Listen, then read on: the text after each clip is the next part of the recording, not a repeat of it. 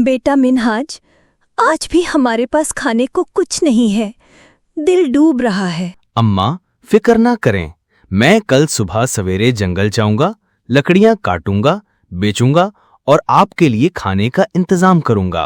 अरे ये कैसा पुराना बर्तन है, कितना भारी भी है। वो एक सेब बर्तन में डालता है और बर्तन से दूध सेब निकल आते हैं।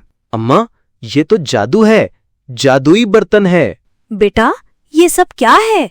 ये कैसे हुआ? अम्मा मैंने इस बर्तन में एक सेब डाला और ये 2 निकल आए। ये बर्तन जो चीज भी लेता है उसे दुगना कर देता है। सुभान अल्लाह, ये तो अल्लाह की बड़ी नेमत है। लेकिन याद रखना बेटा, हमें हमेशा शुक्रगुजार रहना है और दूसरों का भी ख्याल रखना है। वाकई बेटा, ये तो कमाल हो गया। आज से हमें भूखा नहीं रहना पड़ेगा। जी अम्मा, लेकिन ये बर्तन सिर्फ हमारे लिए नहीं, पूरे गांव के लिए है। हम सबको खिलाएंगे। बेटा देखो, वो रमीज हमें घूर घूर कर देखता है। कहीं ये बर्तन छीनने की कोशिश न करें। अम्मा आप फिक्र ना करें, ये बर्तन अल्लाह की अमानत है। जिसके नसीब में होगा वही इसे रख पाएगा। रमीज रात को बर्तन चुरा लेता है। हाय अल्लाह, बेटा बर्तन कहाँ गया? कहीं वो रमीज तो नहीं? कुछ देर बाद दूर से रमीज की चीख सुनाई देती है।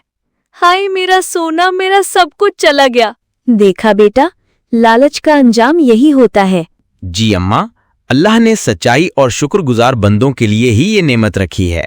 अचानक बर्तन फिर से मिन्हाज के घर नमूदार होता है, रोशनी के साथ। बेटा याद रखो, लालच इंसान को जलील करता है और शुक्रगुजारी इंसान को इज्जत और सुकून देती है।